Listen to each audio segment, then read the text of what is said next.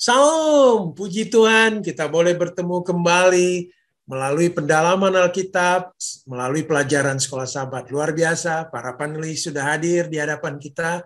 Ada Pak Fajar, apa kabar Pak Fajar? Puji Tuhan Pak Dervis, tetap semangat di tahun yang baru, tahun 2022.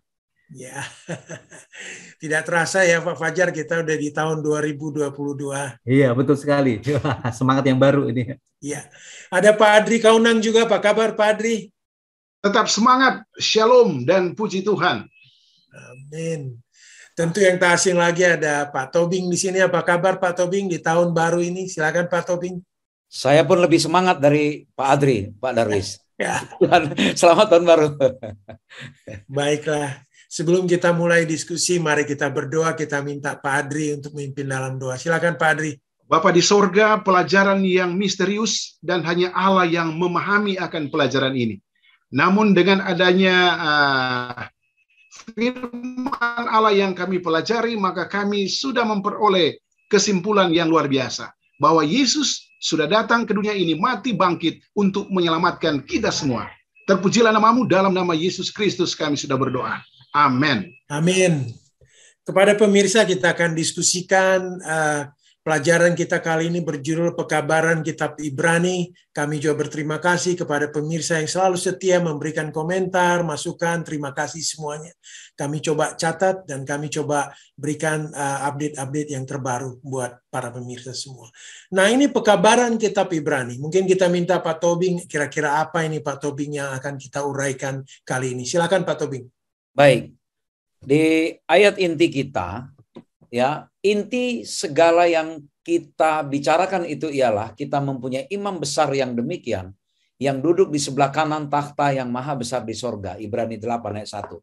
Apa maksud ini menjadi ayat hafalan bagi kita atau ayat inti bagi kita dalam satu minggu ini? Kita akan melihat Pak Darwis bahwa kita akan semakin detail nanti bagaimana kita melihat pengalaman orang-orang pembaca kitab Ibrani ini dalam memperjuangkan iman mereka di tengah-tengah pencobaan mereka. Pelajaran satu minggu ini meyakinkan kita bahwa sama seperti orang Kristen pembaca kitab Ibrani yang saat itu yang menerima surat ini, mereka ketika berjuang, ya, mereka diyakinkan oleh si penulis kitab Ibrani, yaitu dalam studi teologi mengatakan penulisnya adalah Paulus, bahwa kita punya imam besar yang merasakan penderitaan-penderitaan kita, yang merasakan langsung. Jadi kalau kalian sekarang mungkin kira-kira begitu ya, kalau kalian sekarang menderita, mengalami kesulitan, nggak usah takut. Imam besar kita adalah imam yang sudah merasakan itu, dan imam besar kita dalam bahasa sekarang Pak Darwis, imam kita itu bukan imam kaleng-kaleng, tapi benar-benar imam yang luar biasa. Kenapa? Karena imam yang kita ikutin itu, yang kita turutin dan kita yakini itu adalah imam yang punya takhta tersendiri. Dia punya takhta yang duduk di sebelah kanan takhta yang maha besar. Artinya apa? Dia bukan selevel malaikat. Dia bukan selevel manusia biasa seperti kita. Tapi imam kita itu adalah imam selevel Allah langsung.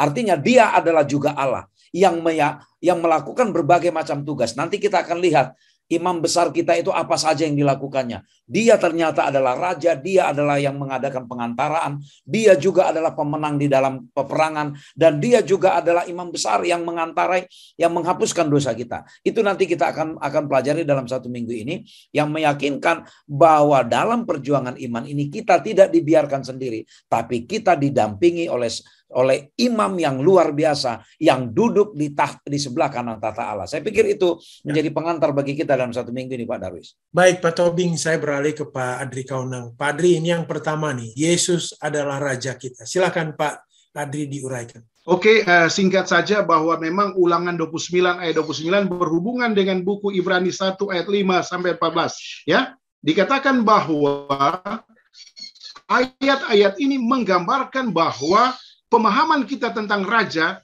berbeda dengan raja duniawi. Tetapi raja yang dimaksudkan di sini adalah Yesus adalah pemimpin yang luar biasa. Yesus adalah pedoman yang luar biasa. Yesus adalah raja yang luar biasa. Dan hanya Dewan Musyawarah Allah yang sanggup memecahkan hal ini. Nah, tujuan kita adalah tadi 3 hal ya. berdoa, beriman, bekerja untuk mempercepat pelayanan dan pekerjaan Tuhan di muka bumi ini, sehingga satu kali kelak kita akan memiliki raja yang luar biasa, kekal selama-lamanya, dan bertahta di dalam kerajaan surga. Ini Pak Darwis yang bisa saya simpulkan secara sederhana.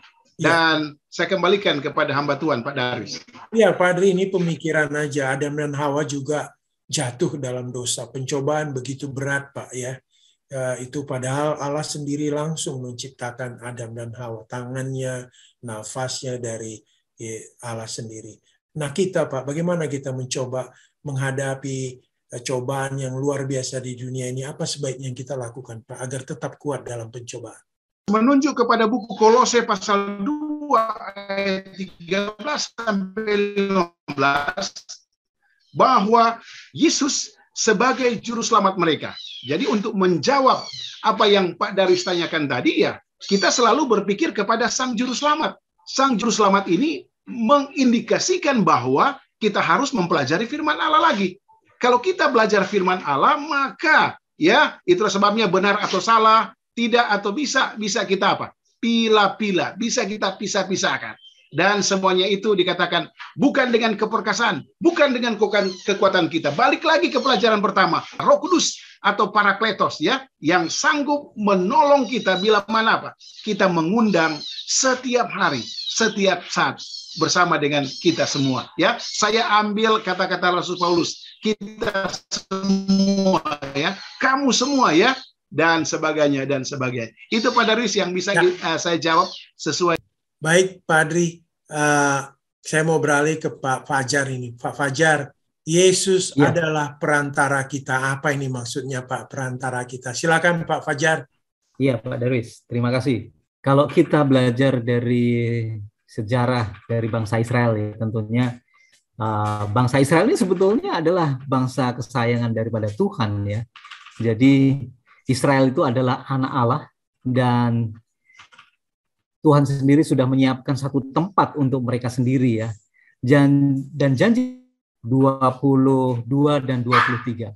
Bagaimana Tuhan Allah itu memberikan satu kepastian bahwa bangsa Israel itu adalah anak-anak Allah itu sendiri. Keluaran 4 ayat yang ke-22.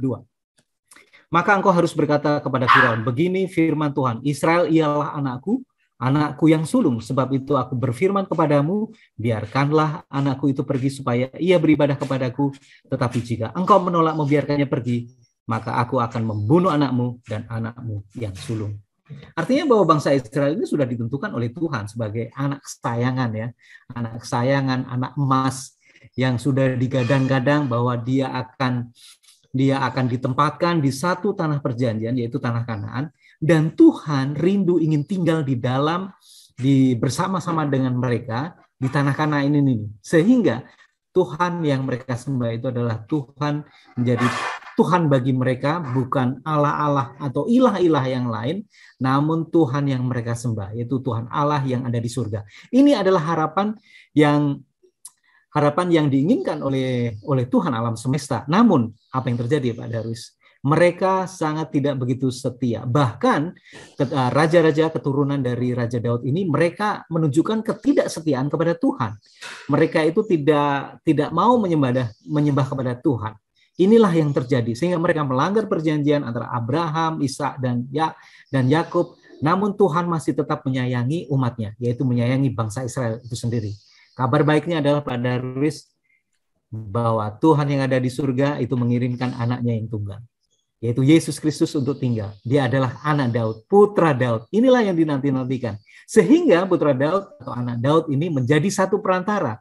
Antara siapa? Antara umat bangsa Israel, orang-orang Yahudi, dengan Allah yang ada di surga. Dia butuh seorang perantara. Dan perantara itu adalah Yesus Kristus. Yaitu anak Allah, domba yang ajaib yang disembelih. Mereka mungkin barangkali bangsa Israel itu hanya melihat melihat simbol, ya, di mana banyak korban-korban sembelihan yang mereka harus persembahkan. Namun anak domba, korban yang sesungguhnya, yaitu di dalam Yesus, itu nyata di dalam Yesus, itu dialah sebagai perantara yang sejati, sebagai imam besar juga, sebagai domba yang disembelih di atas kayu salib. Demikian Pak Darwis. Ya, Pak Fajar, ini pemikiran aja Pak dari Pak Fajar, kita perlu setia di dalam kebenaran ini Pak. Oleh sebab itu godaan begitu banyak.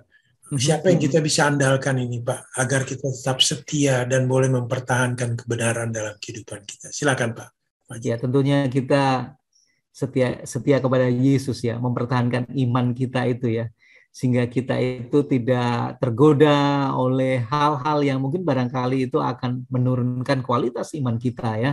Jadi pada waktu bangsa Israel itu, kenapa bangsa Israel itu membiarkan diri mereka itu tergoda dengan ilah-ilah lain, itu oleh karena mereka ya mungkin barangkali terpesona dengan perempuan-perempuan yang lain ya, mungkin lebih cantik, lebih mempesona dan lain sebagainya, sehingga mereka mengorbankan iman mereka kepada dan mereka lebih cenderung untuk menyembah kepada ilah-ilah lain yang disembah oleh perempuan-perempuan yang lain. Nah, bagaimana kita bisa mempertahankan supaya kita tetap setia kepada Tuhan, Pak Darwis? Ya, tentunya melalui doa yang sungguh-sungguh, membaca firman Tuhan, tetap connect ya kepada Tuhan yang ada di surga. Tentunya Yesus akan memberikan satu perlindungan kok kepada kita di dalam kehidupan kita, sehingga kita itu akan terlepas ya dari godaan-godaan yang menghantui setiap saat di dalam kehidupan ini. Apalagi tantangan di tahun 2022 ini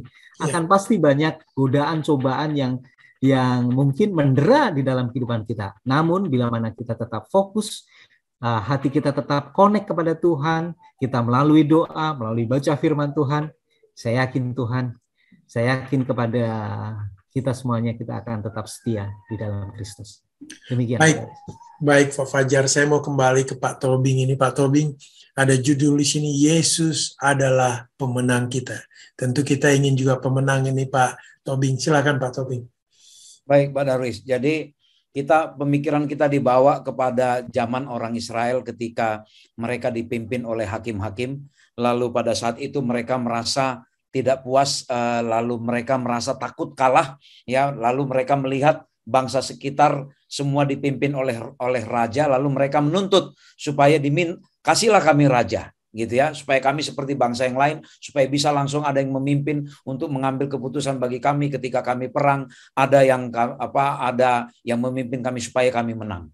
Lalu akhirnya ya Tuhan pun memenuhi permintaan mereka, walaupun sebenarnya bukan itu yang skenario dari Tuhan. Lalu apa pelajaran yang mau kita ambil dari sini? Kita diibaratkan kepada peristiwa pertempuran antara Daud dan Goliat pada saat itu, Pak Darwis. Bahwa pada saat di zaman kerajaan dulu, bahwa kalau siapa yang berhasil mengalahkan musuhnya, maka yang kalah itu dalam tanda petik akan jadi budaknya, ya, akan jadi budak. Jadi yang menang akan memperbudak orang lain. Nah, ini sebenarnya sebuah ilustrasi juga ini Pak Darwis, sebuah analogi juga bagi kita. Ketika kita kalah, gitu ya, maka kita akan menurut kepada yang sebagai pemenang. Nah, sekarang ya Allah, Yesus sudah memenangkan pertandingan itu Pak Darwis. Ya, Yesus sudah memenangkan. Tadinya kita adalah tentaranya dalam tanda petik,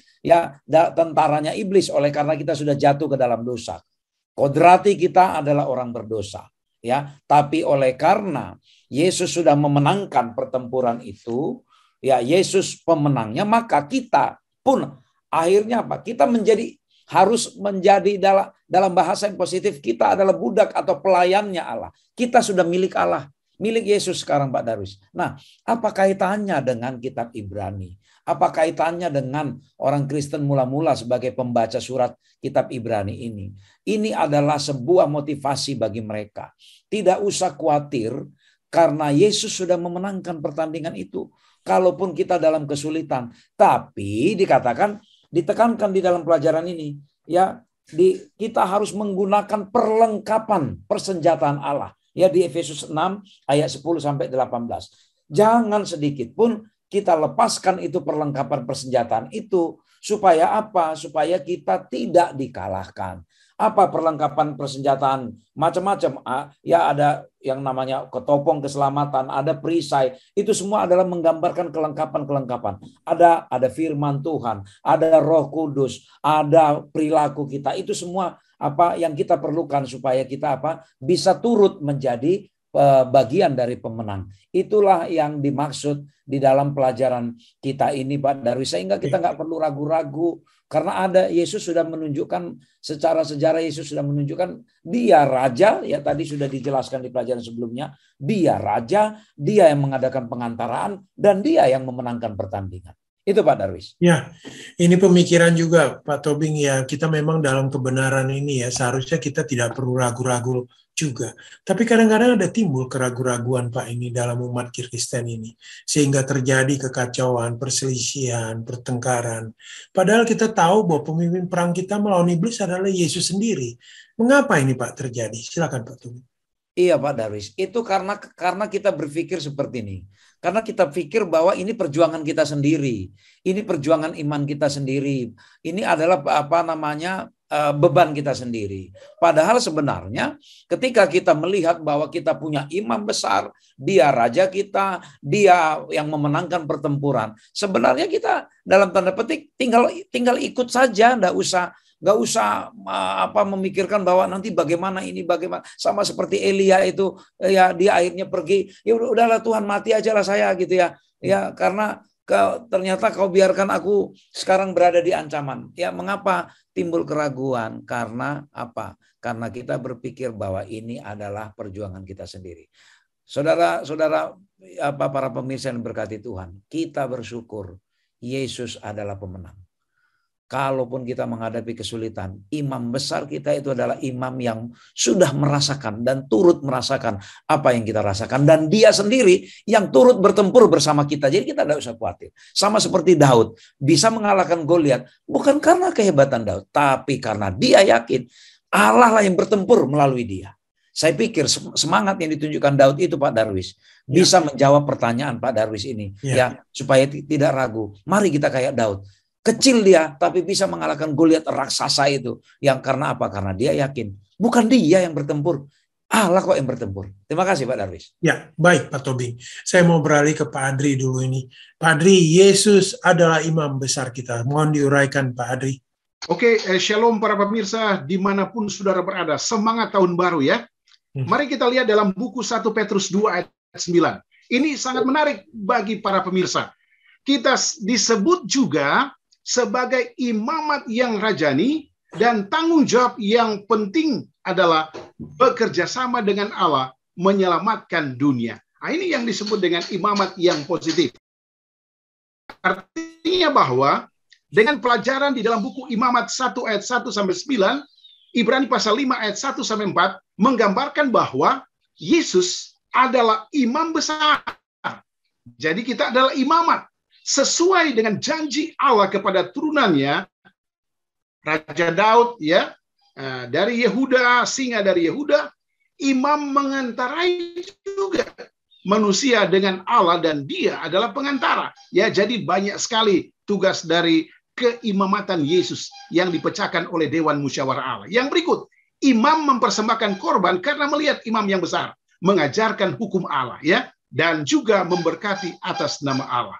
Akhirnya pelajaran kita ini mengambil satu kesimpulan yang sederhana. Mari menginjil, Yesus segera datang, dan itulah tujuan kita dari mempelajari buku Ibrani yang luar biasa dan tentunya mengandung makna dan arti untuk keselamatan banyak orang yang akan dibawa ke dalam kerajaan surga. Sekali lagi mari menginjil, karena Yesus adalah sosok yang luar biasa yang sudah dipilih oleh Allah Bapa untuk menjadi pengantara, penyelamat, imam, dan sebagainya.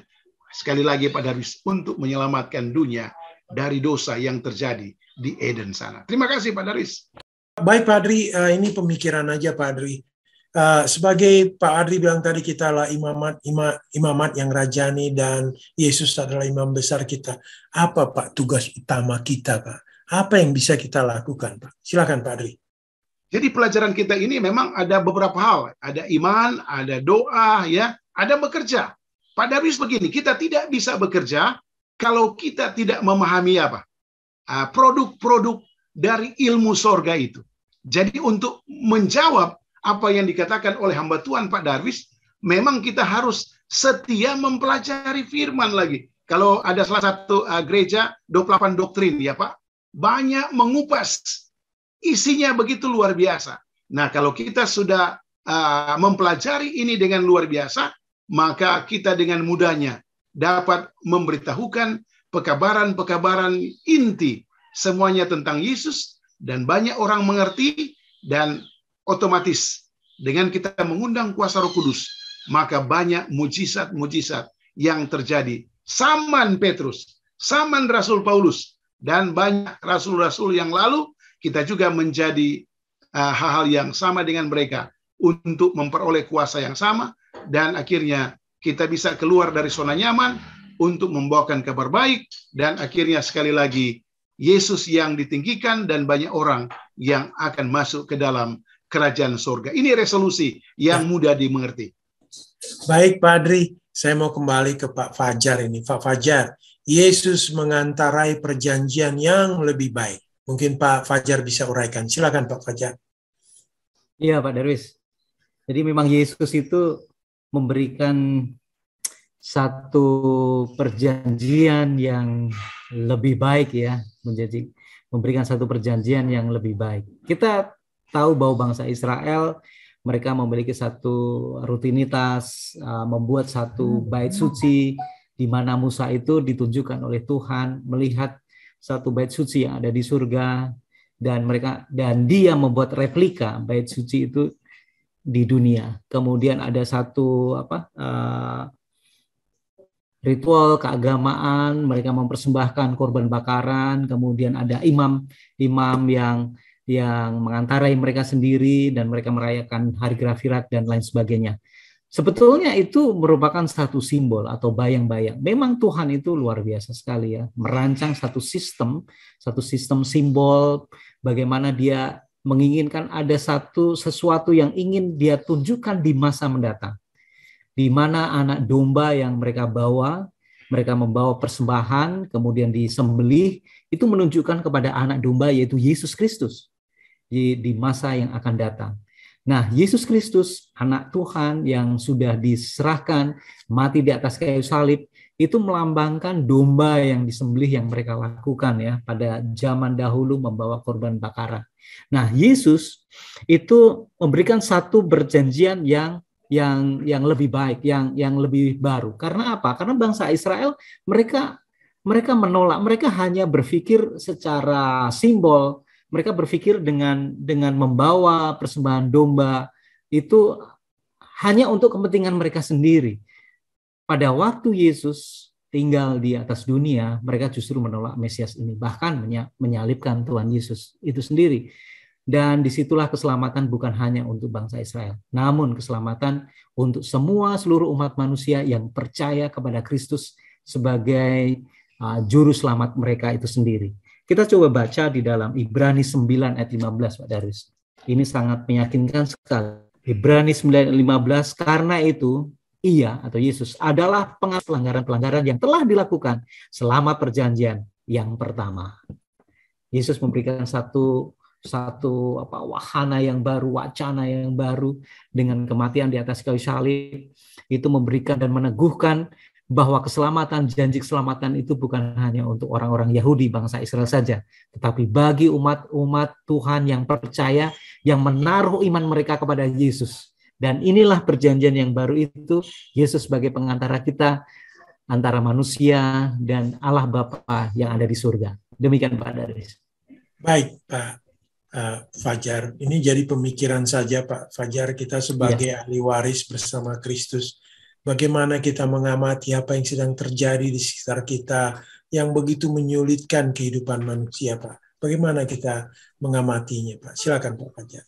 Iya, tentunya kalau kita di tahun 2022 ini, pada waktu kita mengamati mungkin beberapa perilaku, tabiat, mungkin orang lain dan lain sebagainya, justru akan mempersulit kehidupan kita sendiri. Mungkin barangkali itu satu hal yang wajar ya Pak Darus ya.